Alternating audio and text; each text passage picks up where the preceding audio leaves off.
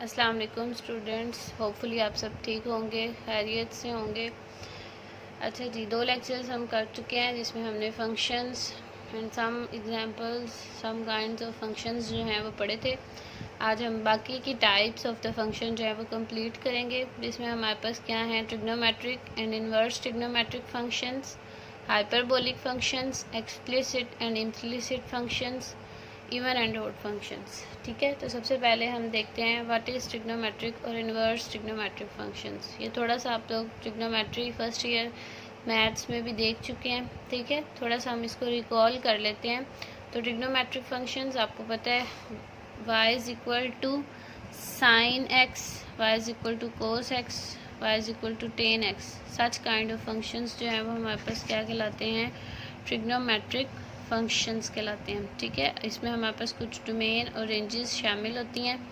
Domain मैं आप लोगों को पहले फर्स्ट लेक्चर में बता चुकी हूँ। डोमेन हमारे पास क्या होती है, इनपुट वैल्यू जो कि हम x की जगह पे पुट करते हैं। तो यहाँ पे देखें साइन की डोमेन उसने कही है कि r, मतलब हम साइन में पूरा set of real numbers put कर सकते हैं। वो 1 हो, वो 4/1 हो, वो 3/4 कोई रैशनल नंबर हो, वो √2 कोई इरेशनल नंबर हो। ठीक है, लेकिन इन सब के अगेंस्ट में जो हमारी रेंज है वो क्या आएगी, -1 से 1। Similarly cos, tan, cot, secant and cosecant, ये आप डोमेन एंड रेंजेस ये सारी आप लोग फर्स्ट ईयर में पढ़ चुके हैं। उसके बाद हमारे पास है inverse trigonometric functions. Inverse trigonometric functions जब हमारे पास y is equal to sine x था, तो x is equal to sine y लें हम, तो y is equal to sine inverse x जो है वो हमारे पास क्या बन जाएगा, इनवर्स ट्रिग्नोमेट्रिक फंक्शंस। ठीक है, नेक्स्ट हमारे पास एक्सपोनेंशियल फंक्शन है कि कैसा फंक्शन जिसमें हमारे पास वेरिएबल क्या हो, एज एक्सपोनेंट अकर हो। ठीक है, लाइक आप लोगों ने एक्सपोनेंशियल इक्वेशंस पढ़ी थी चैप्टर 4 फर्स्ट ईयर में, उसी तरह से यहाँ पे हमारे पास एक्सपोनेंशियल फंक्शंस हैं। A function of the form in which a exponent occurs as power. ठीक है, sorry, variable occurs as exponent या पावर, कि जब हमारे पास वेरिएबल जो है वो एज पावर अपेयर हो तो वो हमारे पास क्या बन जाती है, exponential equation. Next logarithmic function है। लोगारिथमिक फंक्शन में हमारे पास क्या है कि x is equal to a power y एक फंक्शन है। जब हम log ले रहे हैं तो y is equal to log ax। ये आप लोग 9th क्लास लोगारिथम पढ़ चुके हैं।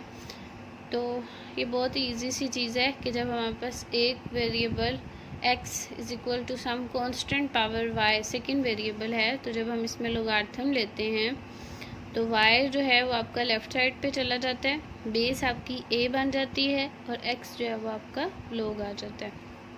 a इज़ ग्रेटर देन 0 से मुराद है कि a कोई भी पॉजिटिव कांस्टेंट होगा और 1 नहीं होगा। ठीक है, तो ऐसे फंक्शन को हम क्या बोलते हैं, लोगारिथमिक फंक्शन।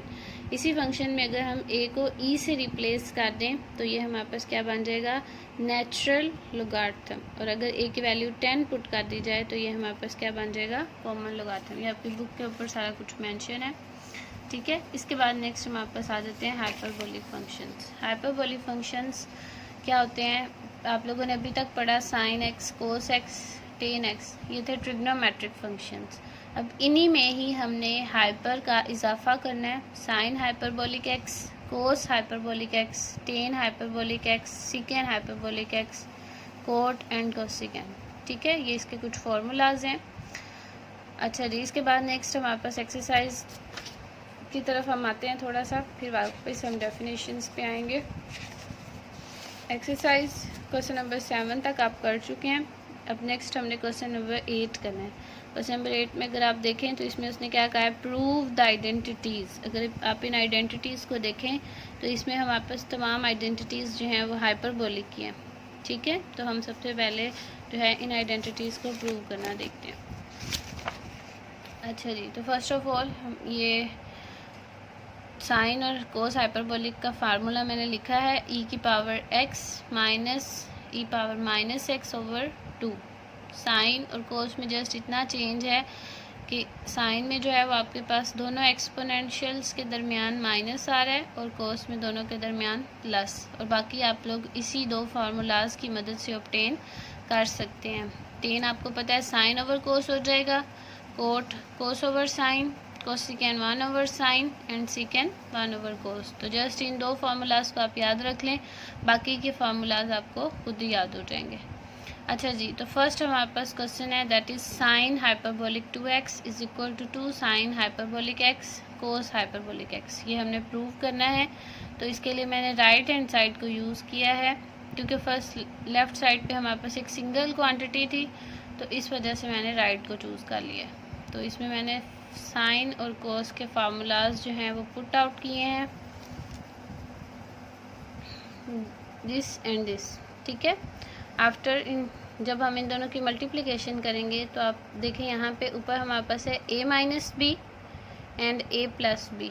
तो ये फॉर्मूला आपको पता है a square minus b square के इक्वल होता है, तो ये हमारे पास हो जाएगा e x square plus minus minus e minus x square, और ये एक टू से कैंसिल आउट हो जाएगा और नीचे हमारे पास 2 आ जाएगा।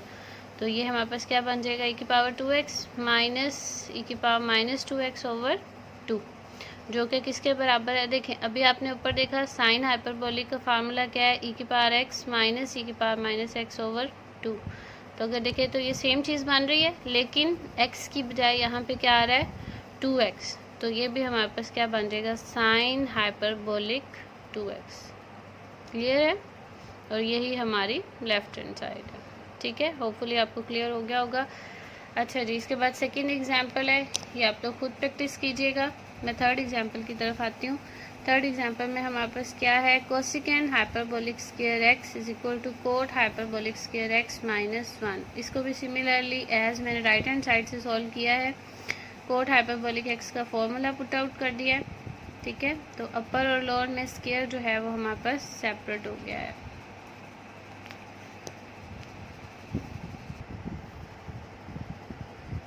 अच्छा जी, पावर सेपरेट हो गई। After that we take LCM. LCM लेने के बाद हमने इन दोनों के फॉर्मूलाज पुट आउट किए हैं। जब ये माइनस अंदर मल्टीप्लाई होगा तो प्लस माइनस कैंसिल आउट होके हमारे पास ये लेफ़्ट साइड आ जाएगी, ठीक है। इसी तरह से आपने इसका सेकंड पार्ट जो है वो खुद से प्रैक्टिस करना है। बहुत ही आसान है, आप लोगों ने इसको करने की कोशिश ज़रूर करनी है।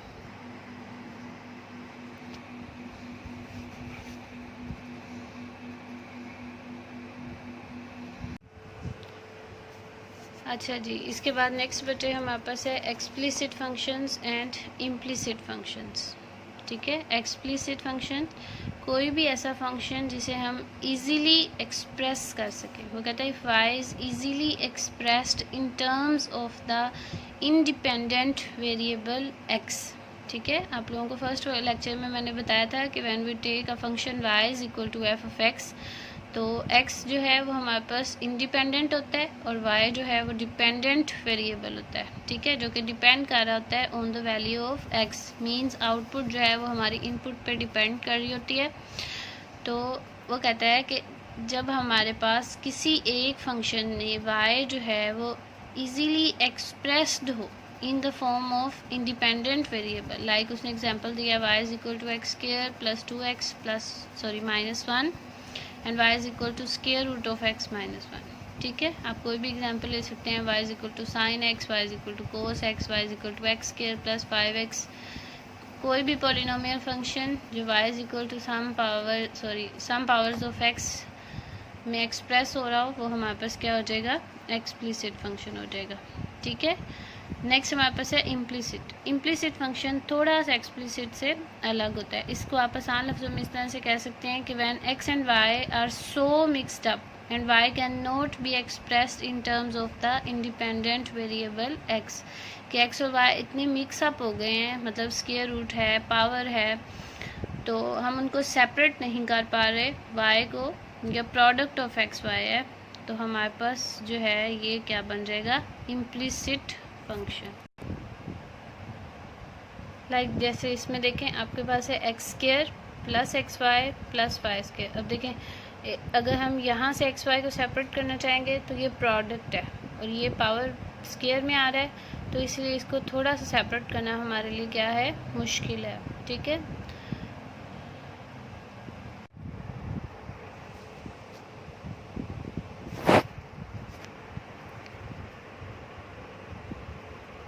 अच्छा जी, इसमें हमारे पास सबसे पहले नेक्स्ट हमारे पास है even function and odd function. तो इवन फंक्शन बटे हमारे पास क्या होता है, आसान लफ्ज़ों में अगर आप कहें कि a function is said to be even if f of minus x is equal to f of x, कि जब हमारे पास f of minus x is equal to f of x आ जाए, means every number x is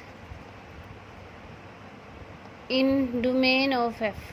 ठीक है, मतलब कहने का ये कि जैसे आपके पास नीचे उसने दो एग्जांपल्स दिए हैं, f x is equal to x square and f x is equal to cos x. अब इसमें देखिए जब आप एक्स को माइनस एक्स से रिप्लेस कर रहे हैं तो कोई चेंज नहीं आ रहा, ये as it is x square मतलब एफ एक्स रिपीट हो गया। Similarly minus cos minus x, तो आपको पता है कोस में माइनस ख़त्म हो जाता है, तो ये भी एफ एक्स बन गया है जो कि हमारे पास इवन फंक्शन को रिप्रेजेंट कर रहा है। नेक्स्ट हमारे पास है ओड फंक्शंस। ओड फंक्शंस इससे थोड़ा सा मुख्तलिफ होगा कि जब हम एफ ऑफ माइनस एक्स करें तो हमारे पास रिज़ल्ट जो है वो प्लस की बजाय माइनस एफ एक्स आते हैं। ठीक है, इसको हम एग्जांपल्स की मदद से देख लेते हैं। आपके एक्सरसाइज क्वेश्चन लास्ट क्वेश्चन जो है वो हमारे पास यही है, वो कहता है determine whether the given function is even और odd.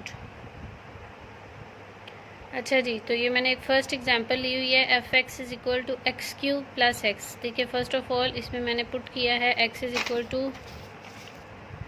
Equal to minus x, तो x is equal to minus x put करने से माइनस एक्स का क्यूब जो है वो माइनस एक्स क्यूब हो गया, क्योंकि आपको पता है इवन पावर में माइनस ख़त्म हो जाता है लेकिन ऑड पावर में माइनस एज इट इज़ रहता है। प्लस माइनस एक्स, माइनस को हमने कॉमन ले लिया है, तो ये हमारे पास फंक्शन क्या बन गया है, माइनस एफ ऑफ एक्स। तो ये क्या हो जाएगा, ओड फंक्शन हो जाएगा। ठीक है, सिमिलरली नेक्स्ट एक एग्जांपल है, इसमें हमारे पास एफ ऑफ एक्स में जब एक्स को माइनस एक्स से रिप्लेस किया तो माइनस एक्स की पावर 2/3, दोनों पावर्स को मैंने सेपरेट कर दिया है, 2 पावर अंदर 1/3 पावर बाहर। अब देखिए यहाँ पे इवन पावर होने की वजह से माइनस जो है वो ख़त्म हो जाएगा, तो एक्स की पावर 2/3, अब ये एफ ऑफ एक्स आ गया। ठीक है, तो ये फंक्शन क्या हो जाएगा, इवन हो जाएगा। ठीक है, मतलब माइनस एक्स से रिप्लेस करने से अगर आपके पास एफ ऑफ एक्स ही आ जाए प्लस एफ ऑफ एक्स तो even function, minus f of x आ जाए तो ओड फंक्शन। और थर्ड केस हमारे पास क्या है कि अगर हम माइनस एक्स से रिप्लेस करें, जैसे मैंने इस एग्जांपल में किया हुआ है, ये आपकी बुक के क्वेश्चंस हैं, ये क्वेश्चन नंबर 4 है, ये क्वेश्चन नंबर 5 है और ये फर्स्ट पार्ट है। तो माइनस एक्स पुट करने से दोनों में से माइनस कॉमन ले लिया, माइनस कैंसिल आउट हो गया, तो अब देखें ये फंक्शन और ये एफ ऑफ एक्स सेम नहीं है। ठीक है, तो ना ये प्लस एफ ऑफ एक्स के बराबर है और ना ही माइनस एफ ऑफ एक्स के, तो ऐसे फंक्शन को हम क्या कहते हैं, नाइदर इवन नॉर ऑड। ठीक है, होपफुली ये आपको क्लियर हो गया होगा। इसके साथ बच्चे आपकी बुक पे अगर आप देखें तो एग्जाम्पल नंबर 3 जो है इसमें उसने पूछा हुआ determine whether the functions are even और ऑड। तो इसमें भी आपने सेम यही काम करना है, अपने फंक्शंस चेक करने हैं कि इवन है, ऑड हैं और समथिंग एल्स। ठीक है, तो इसमें देखें फर्स्ट एग्जांपल में आपके पास फंक्शन इवन आ रहा है, सेकंड में ऑड एंड थर्ड में क्या है, नाइदर इवन नॉर ऑड। ठीक है, इसके साथ आपकी जो सेकेंड एग्जाम्पल है, प्रूव द आइडेंटिटीज़, ये हाइपरबोलिक फार्मूलाज की मदद से की गई है, जैसे हमने अभी प्रीवियस क्वेश्चन किया है।